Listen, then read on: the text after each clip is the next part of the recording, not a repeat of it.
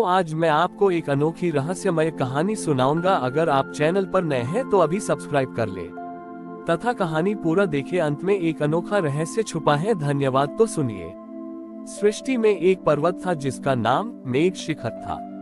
ये पर्वत अपनी ऊंचाई के कारण हमेशा बादलों से घिरा रहता था और यहाँ सूर्य का प्रकाश बहुत कम पहुंचता था। मेघ शिखर के नीचे रहने वाले लोग, जिन्हें आवरणिक कहा जाता था, हमेशा छिपाव और गोपनीयता में जीते थे। वे मानते थे कि रहस्य ही शक्ति है और वे किसी भी चीज को खुलकर व्यक्त करने या साझा करने से डरते थे। इस समाज में उद्गम नाम का एक युवक था। उद्गम शिव का भक्त था, पर वह हमेशा चिंतित रहता था। उसका मन रहस्यों और छिपी हुई बातों से भरा रहता था और वह जानता था कि इस अवरोध के कारण उसका आध्यात्मिक विकास रुक गया है। वह चाहता था कि शिव उसे सत्य की सरलता और खुलेपन की शक्ति सिखाए। उद्गम ने मेघ शिखर पर जाकर घोर तपस्या की, प्रार्थना की कि शिव उसे सत्य के अनावरण का मार्ग दिखाए। शिव ने उसकी प्रार्थना सुनी और उन्होंने एक अत्यधिक पारदर्शी, चमकदार वस्त्र पहने हुए साधारण भिक्षु का रूप धारण किया। भिक्षु का मुखमंडल शांत था और वह अपने हाथ में एक पुराना खुला हुआ ताला लिए हुए था। भिक्षु शिव उद्गम के पास आए। उनके पारदर्शी वस्त्र के कारण उनके शरीर की नसें और हड्डियां तक दिखाई दे रही थी। भिक्षु ने कहा, हे तपस्वी, तुम इतना क्यों घबराते हो?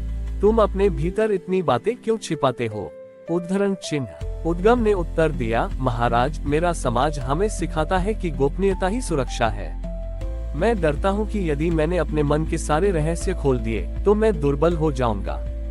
भिक्षु ने हंसकर कहा, तुम जिस चीज को रहस्य कहते हो वह केवल अस्वीकृत सत्य है। तुम अपनी नकारात्मक भावनाओं को छिपाते हो और सोचते हो कि वे गायब हो जाएंगी, पर वे तुम्हारे भीतर एक गांठ बनकर बैठ जाती हैं। भिक्षु ने अपने हाथ का खुला हुआ ताला दिखाया और कहा, इस ताले को देखो, ये टूट गया है, इसलिए ये किसी काम का नहीं है। तुम्हारी आत्मा भी इस ताले की तरह है। तुम इसे बंद रखना चाहते हो, पर बंद ताला हमेशा बंधन का प्रतीक होता है। शिव का मार्ग मुक्ति का है। भिक्षु ने रहस्य समझाया, शिव का कंठ नीलकंठ देखो। उन्होंने विष को छिपाया नहीं, बल्कि उसे कंठ में धारण किया ताकि वह खुला रहे। उन्होंने अपने हृदय को बंद नहीं किया। यदि तुम अपने सत्य को छिपाते रहोगे तो तुम कभी मुक्त नहीं हो पाओगे। भिक्षु ने उद्गम से एक विचित्र कर्म करने को कहा, तुम्हें अपने मन के सभी छिपे हुए दुख और डर को बाहर निकालना होगा। उन्हें कागज पर लिखो। उद्गम ने ऐसा ही किया। उसने अपनी सारी चिंताएं, सारे डर और सारे रहस्य कागज पर लिख डाले। भिक्षु ने कहा, अब इन्हें जला दो। उद्गम ने तुरंत उन कागजों को जला दिया। राख हवा में उड़ गई। भिक्षु ने कहा, अब देखो, तुमने अपने रहस्यों को खोल दिया, पर तुम दुर्बल नहीं हुए। तुम अब और प्रकाशमय हो गए हो। शिव की शक्ति छिपाने में नहीं, बल्कि धारण करने और खुले रहने में है। भिक्षु का पारदर्शी वस्त्र और भी अधिक चमकने लगा। उनका रूप बदला और वहां गंगा और चंद्रमा को धारण किए महादेव प्रकट हुए। उनके कंठ का विष नीलिमा उनके खुलेपन का प्रतीक था। शिव ने कहा, उद्गम, अब तुम जाओ और अपने लोगों को सिखाओ कि सच्ची सुरक्षा छिपाव में नहीं, बल्कि सत्य की स्पष्टता में है। जो स्वयं को छोटी ही पाता है, वह मेरे आनंद को अपने भीतर आने से रोकता है। उद्गम ने उस दिन से छिपाव का डर त्याग दिया। वह एक खुले हृदय वाला, स्पष्टवादी भक्त बन गया और उसने अपने लोगों को सिखाया कि सत्य में जीना ही शिव की सच्ची पूजा है। जब भगवान शिव अंतर्ध्यान हुए तो उद्गम ने महसूस किया कि उसके हृदय का सारा बोझ उतर गया है। उसका मन अब मेघ शिखर के बादलों की तरह भारी नहीं, बल्कि स्वच्छ आकाश की तरह खुला और स्पष्ट था। शिव ने उसे सिखाया था कि खुलापन दुर्बलता नहीं, बल्कि परम शक्ति है। उद्गम अपने समाज, आवरणिक लोगों के पास वापस लौटा, लेकिन इस बार उसने उन्हें उपदेश नहीं दिया। वह जानता था कि जो लोग गोपनीयता को शक्ति मानते हैं, वे केवल शब्दों से नहीं बदलेंगे। उसने अपने जीवन को ही उदाहरण बना दिया। तारांकन पारदर्शी जीवन। उद्गम ने अपनी कुटिया को फिर से बनाया। उसने उसकी दीवारों को हटा दिया और केवल खंभे और छत रखी, ताकि जो कुछ भी वह कर रहा हो वह सबके लिए खुला हो। यह एक प्रतीकात्मक कार्य था कि उसके जीवन में छिपाने के लिए कुछ नहीं है। तारांकन खुले संवाद। जब कोई उससे बात करने आता तो वह न तो रहस्यों में बात करता, न ही बातों को घुमाता।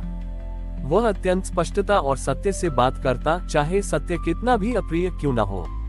उसने देखा कि उसकी स्पष्टवादिता से लोगों के मन का भ्रम दूर होता था। धीरे धीरे आवरणिक समाज में एक अद्भुत घटना होने लगी। जब कोई एक व्यक्ति अपने डर या गलती को खुलकर स्वीकार करता, तो दूसरे लोग भी साहस पाते थे। उन्हें एहसास हुआ कि जब कोई अपने दोषों को छिपाता नहीं है, तो वे दोष अपने आप ही शक्तिहीन हो जाते हैं। एक बार आवरणिक समाज पर एक बाहरी आक्रमण का खतरा आया। आक्रमणकारी सेनाएं उनकी गोपनीयता का लाभ उठाना चाहती थी। वे जानते थे कि आवरणिक लोग कभी अपनी सैन्य शक्ति या योजनाओं को साझा नहीं करेंगे। आक्रमणकारी सेनापति ने संदेश भेजा, हम तुम्हारी छिपी हुई शक्ति को नष्ट कर देंगे।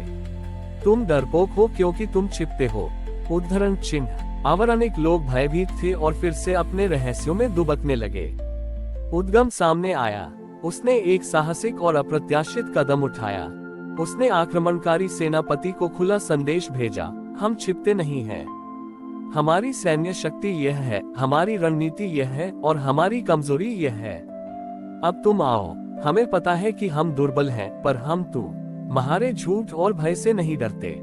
आक्रमणकारी सेनापति, जिसे छिपाव और धोखाधड़ी की आदत थी, इस अत्यधिक स्पष्टता से चकित रह गया। वह समझ नहीं पाया कि इसका क्या मतलब है। यह उसके रणनीति के नियमों के विरुद्ध था। सेनापति ने सोचा, या तो ये लोग पागल हैं, या ये किसी परम सत्य पर विश्वास करते हैं। जिस शत्रु के पास छोटी ई पाने के लिए कुछ नहीं है, उसे पराजित करना असंभव है, क्योंकि उसके पास खोने के लिए केवल शरीर है, आत्मा नहीं। उद्गम ने शिव के खुलेपन का उपयोग किया। उसने सत्य को ही अपना कवच बना लिया। अंततः आक्रमणकारी सेनापति ने बिना युद्ध किए ही वापस लौटने का फैसला किया। उसने अपने राजा को बताया, हम उस समाज को नहीं हर आ सकते जहां सत्य ही शक्ति है। उनके पास कोई रहस्य नहीं है, इसलिए हम उनके मन में डर नहीं डाल सकते। आवरणिक समाज ने सीख लिया कि खुलापन और सत्य, जो उन्हें दुर्बलता लगती थी, वास्तव में सबसे बड़ा आध्यात्मिक और भौतिक कवच था। उद्गम ने सिद्ध कर दिया कि शिव का मार्ग अनावरण का है, जहां सत्य की सरलता ही सबसे बड़ी विजय है। हमारी और भी आध्यात्मिक एवं अनोखी कहानियां देखने के लिए हमारे चैनल पर जाएं तथा धार्मिक एवं पौराणिक अनोखी कहानियां हमारे चैनल पर है। कृपया जाके देखें तथा हमारे चैनल को सब्सक्राइब करके रखें और वीडियो लाइक जरूर करें। धन्यवाद।